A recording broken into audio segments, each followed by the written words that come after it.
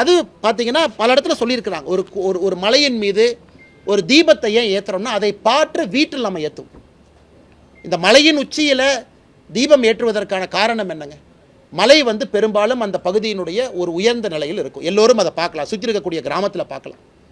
ஒரு காலகட்டத்தில் watch time யாருமே இல்லாத காலகட்டத்தில் எல்லாருமே கோபுரத்தை பார்ப்பாங்க. அங்கே தீபம் ஏற்றப்பட்ட பிறகு வீட்டில் விளக்கேற்றுவாங்க. இதுதான் நடைமுறை. இதை 100 ஆண்டு காலமாக இது வேறு வேறு காலகட்டத்தால் இது தவிர்க்கப்பட்டிருக்கிறது. இன்றைக்கி மறுபடியும் ஒரு வாய்ப்பு, நியாயமான முறையில் நீதிமன்றம் கொடுத்துருக்கக்கூடிய வாய்ப்பை திராவிட முன்னேற்ற கழகத்தினுடைய அரசு தட்டி பறிக்கிறாங்க. வன்மையாக கண்டிக்கின்றோம். ஆனால் நிச்சயமாக மத்திய அரசும் இதை கவனித்துக் கொண்டிருக்கின்றார்கள், உள்துறை அமைச்சரும் இதை கவனித்துக் கொண்டிருக்கின்றார்கள், நீதி அரசர்களும் கவனித்துக் கொண்டிருக்கின்றார்கள். அதனால் திராவிட முன்னேற்ற கழகத்தினுடைய கபட நாடகம் எத்தனை நாளைக்கு போகும் என்பதை பொறுத்திருந்து பார்க்கலாம். ஆனால் நீங்கள் பாருங்கள், இதில் திரு ராம ரவிக்குமார் அவர்களும் மொத்தம் 6 பெட்டிஷனர். முதல் பெட்டிஷனர் ராம ரவிக்குமார், அவரோட 5 பேர். 6 பெட்டிஷனருக்காகத்தான் நிறைய பேர் அதுவும் கேட்டீங்க, எதுக்கு 10 பேர் அனுப்பணும்? 6 பெட்டிஷனர் கூட 4 பேர், லாயர் இருக்கலாம் 10 பேர். அதனால் இத்தனை பெட்டிஷனரும் இதுவரை அமைதி காக்கிறாங்க. யாரும் இஸ்லாமிய சகோதரர்களுக்கு எதிராக ஒரு வார்த்தை தவறாக பேசலை. யாரும் தர்கா எங்களுக்கு சொந்தம் என்று கேட்கல. யாரும் நெல்லித்தோப்பை எங்களுக்கு சொந்தம் என்று கேட்கல. மிக அமைதியான முறையில் அறவழியில் லட்டி சார்ஜ் அடி வாங்கிக்கிட்டு எல்லாரும் நிற்கிறாங்க. எங்களுடைய உரிமையை நிலைநாட்டி கொடுத்துருக்கக்கூடிய நீதிமன்றம் சொல்லியிருப்பதை நாங்கள் செய்கிறோம். அப்படி இருக்கும் பொழுது எங்கே இவங்க மதக்கலவரத்தை ஏற்படுத்துனாங்க? பப்ளிக் ப்ராப்பர்ட்டியை சேதப்படுத்தினாங்களா? இத்தனை போலீஸை குவிக்கிறாங்க, ஆயிரக்கணக்கான போலீஸை மதுரையில் குவிக்கிறாங்க. எங்கேயாச்சும் ஒருத்தர் இந்த பெட்டிஷனர் கூட வந்தவங்க பாரதிய ஜனதா கட்சியினுடைய தொண்டர்கள், இந்து முன்னணியினுடைய தொண்டர்கள், எங்கேயாச்சும் ஒரு பப்ளிக் ப்ராப்பர்ட்டி, ஒரு கார் கண்ணாடி உடைச்சோம், ஒரு பப்ளிக் டிரான்ஸ்போர்ட்டை உடைச்சோம்? இன்னைக்கு கலவரத்தை செய்வது யார்? மதுரை மாநகரத்தினுடைய காவல்துறை. எவ்வளவு பேரிகேட் போட்டிருக்காங்க? ஆயிரக்கணக்கான பேரிகேட். கலவரத்தை ஏற்படுத்துறது அவங்க. எங்கேயும் ஒன்று உடையல, இவங்க போய் யாரையும் தாக்கல, எந்த பொது சொத்துக்கும் சேதத்தை ஏற்படுத்தலை. அப்படி இருக்கும் பொழுது எப்படி மத கலவரம் ஆன்டிசிபேட் பண்ணுறாங்க? அதுவும் நீதியரசர் இன்னும் ஒரு படி போறாரு. இங்க பாருங்க, கோவிலுடைய சொத்தை பாதுகாங்கிறார். இந்த தீபத்தூணே கோவிலுடைய சொத்து. நீங்க தீபத்தை ஏற்றினா தானே அதை பாதுகாக்க முடியும். அதனால தயவு செய்து தீபத்தை ஏத்துங்கன்னு சொல்றாங்க. விசித்திரம், நம்முடைய தலைவர்கள் சொன்னது போல, அக்கா சொன்னது போல, தர்காவினுடைய அதிகாரிகள் போய் அப்பீல் பண்ணல, கோவிலினுடைய ஈஓ போய் அப்பீல் பண்றார். இதை விட வெக்கக்கேடு நம்ம எங்கேயாச்சும் பார்த்துருக்கிறோமா? எனக்கு ரகுபதி அவங்க கேட்குறாங்க, பாரதிய ஜனதா கட்சிக்கு இதுக்கும் சம்பந்தம்னா அரசியல் கட்சி எதுக்கு நடத்தணும்? மக்களுடைய மனநிலையை பிரதிபலிப்பதற்கு அரசியல் கட்சி இருக்கு, மக்களுக்காக அரசியல் கட்சி இருக்கு. நீதிமன்றம் சொல்லிய பிறகு அரசு தவறு செய்யும் பொழுது தட்டி கேட்பதற்காக அரசியல் கட்சி இருக்கு.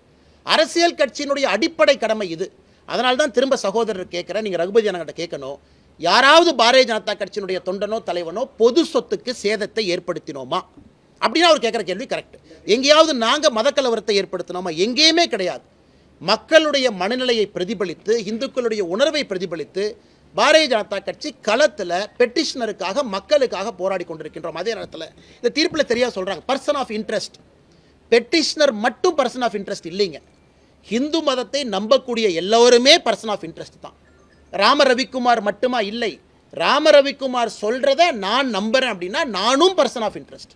அது தமிழ்நாடு என்டோமெண்ட் HRNCயில் அதுவும் இருக்குது. அதனால் ராம ரவிக்குமார் பெட்டிஷனாக இருக்கலாம், அதை நம்பக்கூடிய நானும் பர்சன் ஆஃப் இன்ட்ரெஸ்ட் என்பது பல தீர்ப்பில் சொல்லியிருக்கிறாங்க. அதனால் எல்லோருக்கும் ஆதரவாக நாங்கள் நின்று கொண்டிருக்கின்றோம் என்கின்ற கருத்தை பணிவாக உங்களுக்கு தெரிவித்துக் கொள்கிறேன். ஆனால்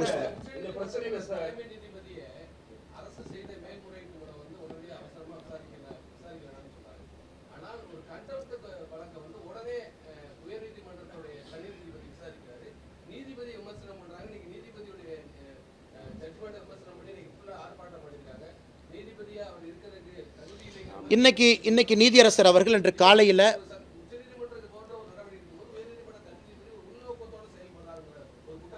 அண்ணா இதில் உள்நோக்கம் என்கின்ற, அதனால தான் ரொம்ப டீட்டெயிலாக ஜட்ஜ்மெண்ட்டை பேசுகிறோம். அவர் 1996 ஜட்ஜ்மெண்ட்டை மீறி இருந்தால் பரவாயில்ல, 2014 மீறி இருந்தால் பரவாயில்ல, 17 மீறி இருந்தால் பரவாயில்ல. அதைத்தான் ரகுபதி அவர்கள் சொல்கிறாங்க. ஜட்ஜ்மெண்ட்டே வேறு என்பது உங்கள் முன்னால் நாங்கள் வைக்கின்றோம். இந்த ஜட்ஜ்மெண்ட்டே வேறு. இரண்டாவதுங்கண்ணா, நீதியரசர் அவர்கள் கண்டெம்ட் எப்போ எடுத்தார்னா 5 மணிக்கு கண்டெம்ட் எடுக்கிறாரு, 3ஆம் தேதி. அட்வொகேட் ஜெனரல் சொல்கிறாங்க, இல்லைங்க ஐயா 6 மணிக்கு தான் தீபம் ஏற்றும். அதுக்காக கண்டெம்ட்டை 1 மணி நேரம் தள்ளி வைக்கிறார். 6:05க்கு தீபம் ஏற்படுத்த சகோதரருக்கு தெரியும். அரசு வழக்கறிஞர்கிட்ட கேட்குறாரு, ஈஓ எங்கேன்னு. ஈஓ ஃபோனை சுவிட்ச் ஆஃப் பண்ணிட்டாருங்க ஐயா. நான் சொல்கிறது 3ஆம் தேதி 6:05க்கு நடந்த கண்டெம்ட்டில் ஏற்பாடு செய்யலை, பெட்டிஷனரை கூப்பிடல, 1ஆம் தேதி ஈஓ நடவடிக்கை எடுக்கலை, 2ஆம் தேதி எடுக்கலை. 3ஆம் தேதி கண்டெம்ட் ஆஃப் பெட்டிஷன் வரும்போது கோர்ட் வரும் பொழுது அரசு வழக்கறிஞர்கிட்ட கேட்குறாங்க ஈஓக்கு ஃபோனை போடுங்க, ஈஓ அவைலபிள் இல்லைங்கிறாங்க. ஸோ ஈஓ வரல, வீடியோ கான்ஃபரன்ஸ் வர சொன்னதுக்கு போல வீடியோ கான்ஃபரன்ஸ் வரல. இன்னைக்கு மதுரையினுடைய போலீஸ் கமிஷனர் கலெக்டர் சம்மன் பண்ணியிருக்காங்க, வரல.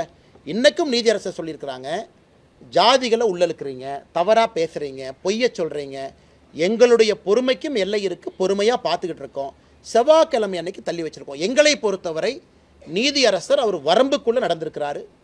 எக்ஸசிவ் ஜுடிஷியல் ஓவர் ரீச் எங்கேயுமே இல்லை. மாநில அரசு தன்னுடைய வரம்பையெல்லாம் மீறி இதை கேலி கூத்தாக்கியிருக்கிறாங்கிறது எங்களுடைய வாதம்.